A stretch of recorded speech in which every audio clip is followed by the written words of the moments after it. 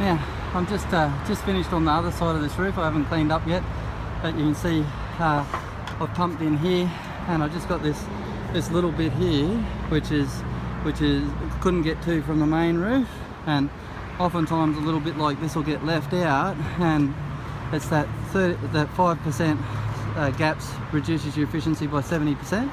And so I've lifted this sheet up.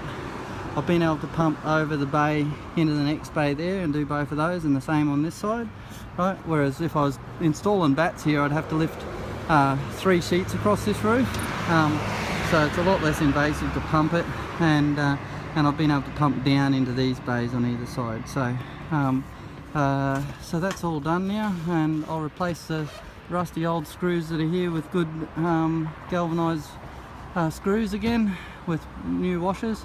I'll blow all the roof off, and then we're all done. Off to the next one.